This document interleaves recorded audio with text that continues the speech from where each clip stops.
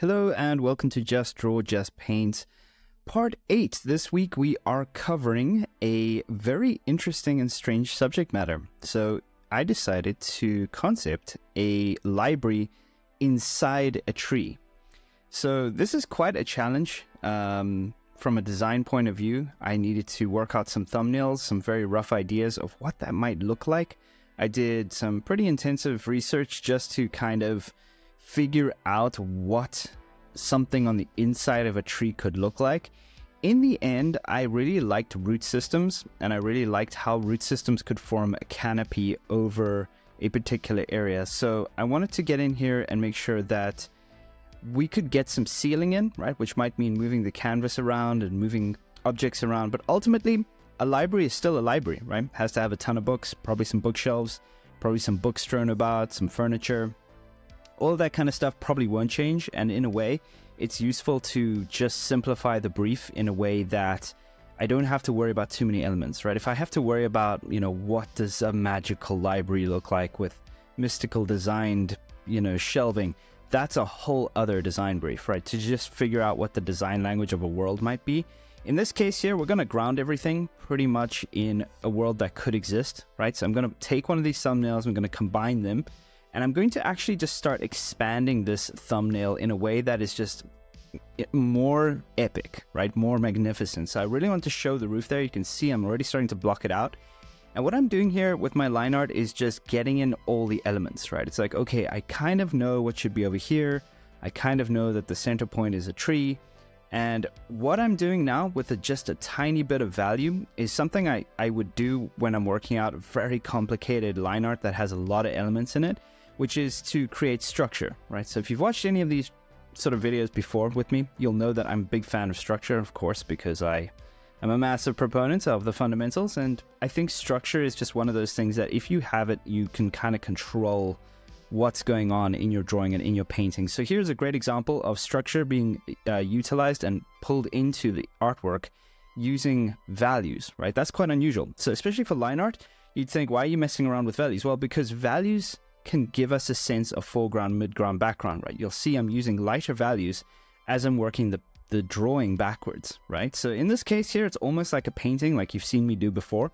But in this way, I'm actually just trying to get a sense of space and depth, right? You can see by just blowing out some of those lights in the ceiling, creating a small light source coming from a doorway nearby, we can have some kind of setup here.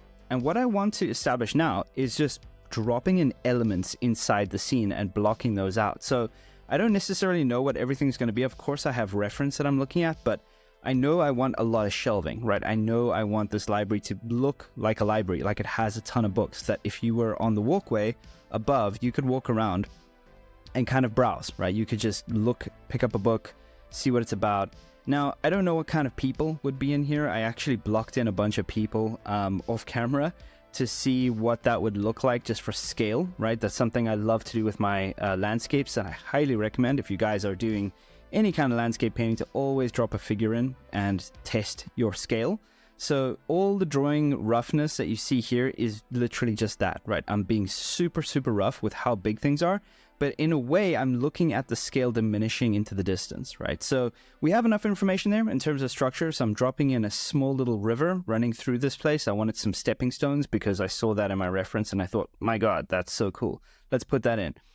So I want to divide this area to quite literally by a river, separating the foreground from the midground. And then the background is really separated by the walkway that's running behind the tree and the parts that we can't see behind the tree, right? This place would extend into something else, into a larger section of the library.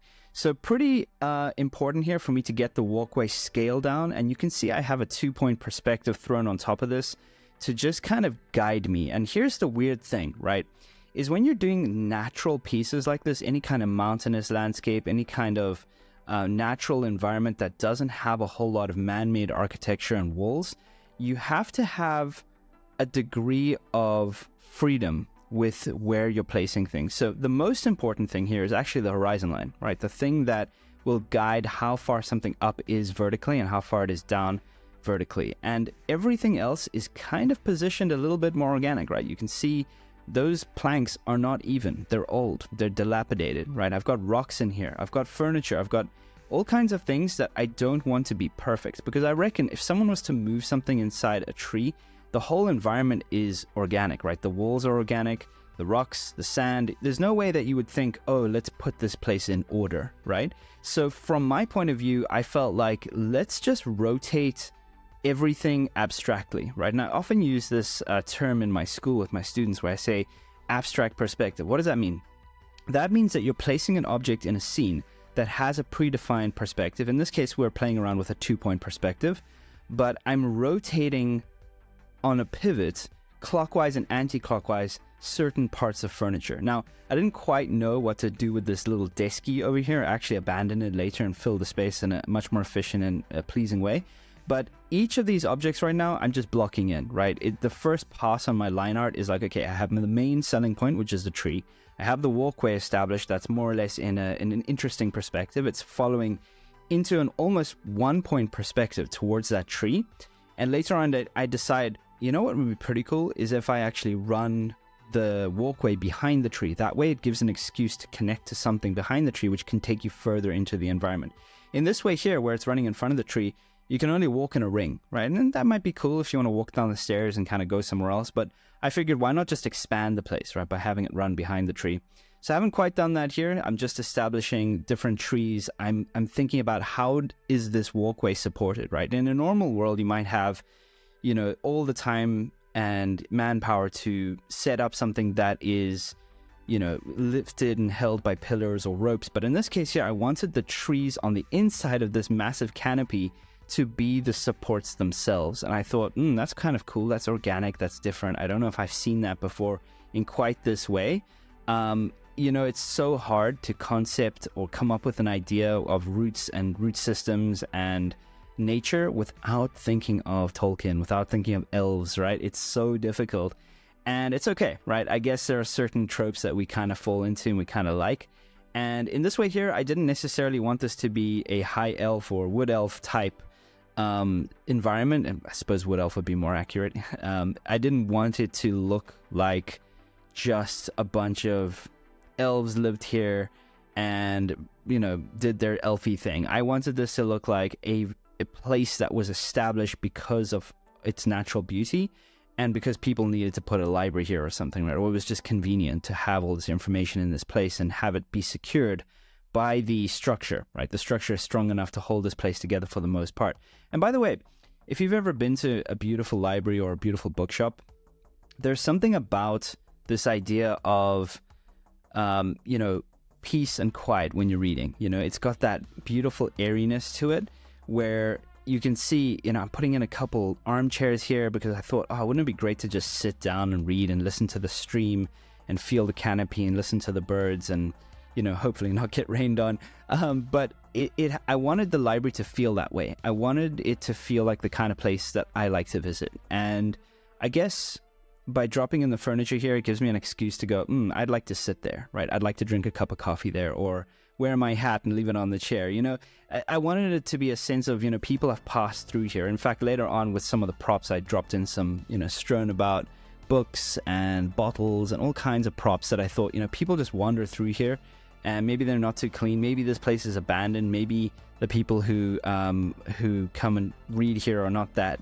courteous, you know, and they just leave stuff lying around. It's really an experiment. You know, I don't know what this place is going to ultimately be. I'm just kind of playing around because obviously this week is just draw, just paint, right? Doesn't matter. So removing that kind of stress, right, is really, really cool. One of the things I love doing is just drawing a prop into the environment. Like right now I'm putting in a telescope and I really like the idea that someone would be in here looking at the stars through the branches, right? It would make total sense. If you've got the view and you've got the comfort, why not bring the thing that makes it better, right?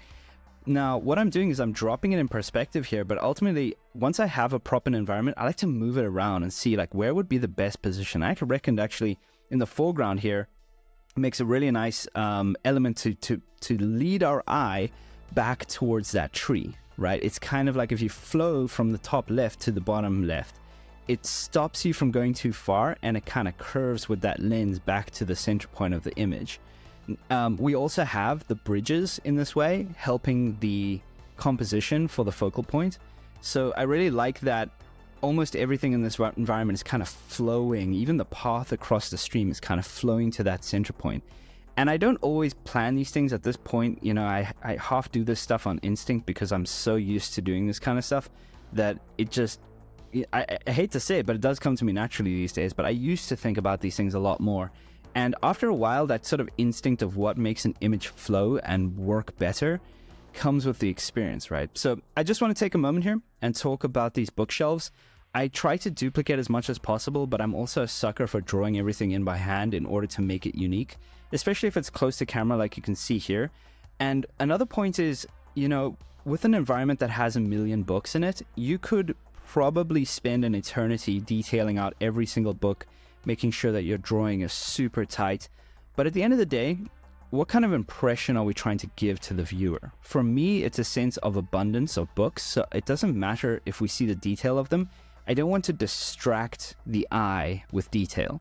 I just want to hint these in here. And here's another point. What if I decided I wanted to paint this image by the time I'm done, right? By the time you see the final result of this, you can see that you could easily take this drawing into a painting. And it may even turn out even better than the drawing, right? Because with painting, you get the opportunity to play with depth more, lighting more, you can detail more, you can find tricks to detail more, you know, you can add all kinds of photos, 3D, whatever you want to do, right? Speaking of which, I actually quite enjoy this process. It's been a while since I've done a line art environment full on.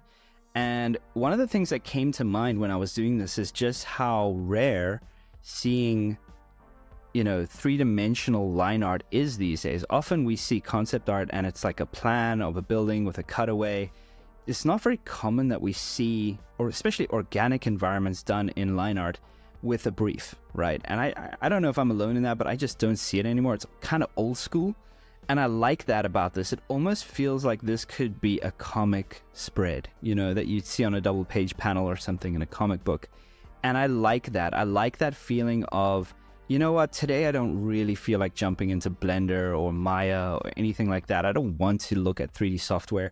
I just want to be that drawing artist that I always loved to do when I was a kid, you know, like I never wanted to get into art to jump into 3D, you know. I think a lot of us kind of these days we're working on films and things and we think 3D solves all the problems, and it kind of does sometimes, but there are times where I'm just like, can't we just draw it? Can't we just make an idea and see if it runs? And if it does, awesome. And if it doesn't, let's work on making it better, right? So a drawing like this, even from the thumbnails that we had, we could have done a bunch of compositions like this and sort of tested them out and seen, hey, does that work? You know, could we run with that, or do we have to modify it in some way? Granted, 3D these days is very useful because you can change camera angle, you can edit, you can make it perfect, right? Perfect. But there's something about just jumping into a drawing and not really knowing what it's going to be about until you start developing it. And slowly, you start to come up with cool ideas, cool compositions, a nice feeling, you know, just something that maybe if you were just purely modeling in 3D, you might not have thought about. You might have been a bit too clinical about perfection, about how things go. You know, you'd have to spend an eternity trying to get the limbs on the trees to work around the bridge just right. You know, all of that kind of stuff can slow you down. And for me personally, sometimes that kind of process, when you go too deep, can be really laborious and boring. And I think we kind of get into art not for those reasons, right? We kind of get into it to establish ideas and sort of speak our mind a little bit. And I find that doing ink work like this over a rough drawing, which, by the way, I'm using the, I still have, as you can see, the values turned on here. And I find that particularly useful, right? It does give me a sense of depth as I'm drawing. But as you can see, I'm trying to establish a little bit more detail here, a little bit more detail there. And in the end, I just do a complete detail pass on everything in the foreground, right? In order to establish much more neatness and get my chairs to read and the telescope to be neat and all that kind of stuff. Remember, with line drawing especially, it's very hard to hide roughness. So if you want some tightness in your line art, it's really worth the time to spend putting it into the foreground, right? Where everything is close to camera and you can't really escape the detail. I prefer to detail the foreground rather than the midground and background. In fact, you'll actually see that the background, for the most part, I try to loosen up, right? I try to leave less detail out there. I'll sort of infer detail rather than putting it in entirely, right? Like I don't want to detail the bark of a tree in the background. Like what's the point, right? Detail creates noise, right? It pulls our eye and asks for our attention. And I don't think that's really wise when trying to get a feeling on a whole piece, right? We don't want to overwhelm whoever's looking at this, especially you guys, right? I don't want to overwhelm you guys looking at this because that's who I'm really making it for here. So yeah, one of the things, by the way, is a prop that I found, which I'm sure most of you, if you're looking for props, will come across it, is this really, really, really cool lamp that is an octopus, right? Octopus holding a bunch of candles. And I had to drop it into this environment. I just thought, if I'm in a library, I want an octopus light, lighting up what I'm reading, because it just looks so cool. And it's a really interesting thing to put in this particular environment because the tentacles are almost a reflection of the branches that we see in the canopy. So I kind of like that. I kind of like playing around with this idea that you're repeating shape language whenever you design something. And sometimes with environments, you can repeat shape language in terms of, if someone is manufacturing a factory or a science fiction hangar, you can just repeat elements because someone made it and someone would manufacture it the same way.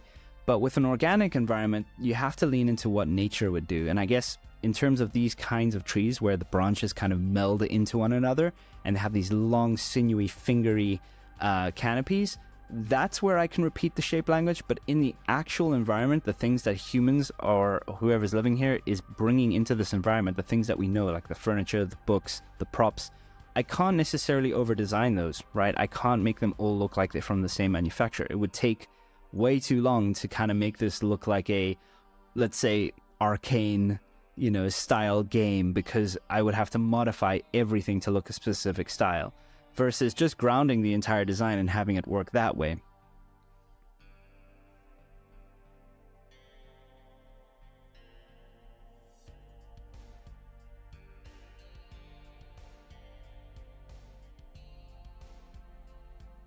So I'm just detailing out the telescope here. It takes absolute ages to just clean up line art. Line art is incredibly laborious.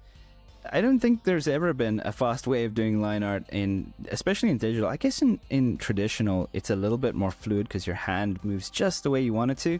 But with digital, especially when trying to find it in an environment like this, and I'm working fairly quickly to just drop everything in, it's not like I have a perfect perspective box around this thing trying to figure it out. I'm really going by instinct. I'm thinking about where's my horizon line? Where is this relative to the horizon line? Do we look down upon it? Do we look up at it? Like all of that perspective trickery stuff, I try to handle in the sketch. And then now it's just a matter of cleaning up, looking at my reference, right? So my reference is hyper complicated, but the cool thing is this is in the foreground. So I can put as much detail in here as I like, and it will still hold up with the rest of the drawing. It won't look out of place. If I had moved this to the midground and put this level of detail into it, it would look out of place, right? It'd be like, why is that one thing just super detailed? And so again, going back to this idea of like, where do you want people to look? Well, if they are looking around the image, they might stop at this, and then that line from the telescope will lead them straight back to the tree, right? That's my sort of plan. It's almost like a gun, or like shooting at the tree. But of course, whoever's in here is going to use it to look at the stars, right? Or spy on other people. Maybe this is a bit of a spy versus spy situation, people reading books they shouldn't. All right, so I've got a bunch of weird stuff in here. You can see sort of in the midground there, just a little bit in the background, I've got a old record player. There's always something weird happening, and it's funny to put that in a library because usually libraries are supposed to be quiet, but I mean, people are drinking here, right? They're dropping all kinds of nonsense in here. So I'm going through here and I'm just cleaning up the line weight, and the final image is going to start coming together here.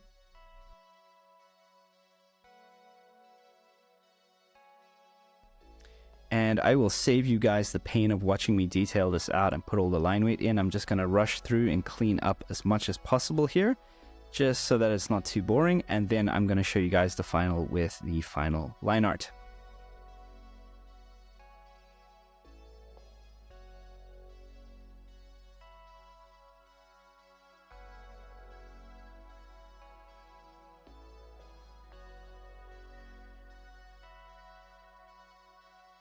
All right, so that's it for me. As you guys can see, I've just separated the foreground from the background using a little bit of line weight. I've detailed a few things, and I have made sure to sort of drop almost like a Copic marker style render over this entire thing to give it some value and depth.